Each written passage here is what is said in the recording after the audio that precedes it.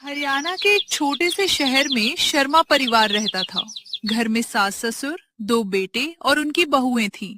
बड़े बेटे की पत्नी थी सुमन, जेठानी, जो एक प्राइवेट कंपनी में काम करती थी। छोटे बेटे की पत्नी थी रीना, देवरानी, जिसे हाल ही में सरकारी नौकरी मिली थी।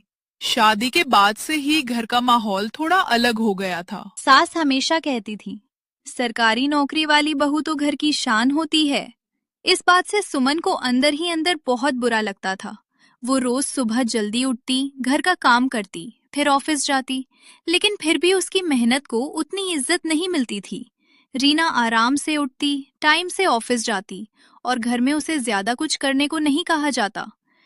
एक दिन सुमन ने अपने पति से कहा, मैं भी काम करती हूँ, पर मुझे कभी कोई समझता ही नहीं। तुम प्राइवेट नौकरी करती हो, उसमें तो छुट्टियां भी कम होती हैं। सरकारी नौकरी की बात ये सुनकर सुमन और टूट गई। रीना बाहर से बहुत सीधी दिखती थी, लेकिन अंदर से थोड़ी चालाक थी। वो सास के सामने हमेशा ऐसा दिखाती कि वो बहुत थकी हुई है और ऑफिस में बहुत काम होता है। एक दिन उसने जानबूझकर कहा, मम्मी जी, आज ऑफिस में इतना काम था कि खाना बनाने की ताकत ही नहीं बची। सास तुरंत बोली, कोई बात नहीं बेटा, सुमन बना देगी।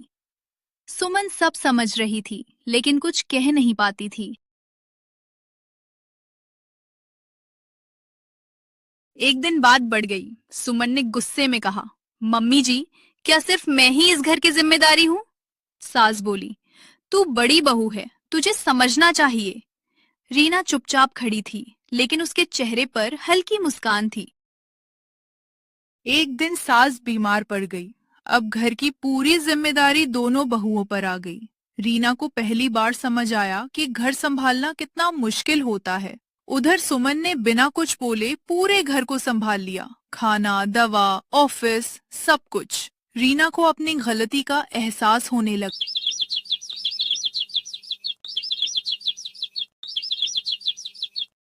एक रात रीना सुमन के पास आई और बोली, दीदी, मैंने हमेशा आपसे काम निकलवाया, माफ कर दीजिए।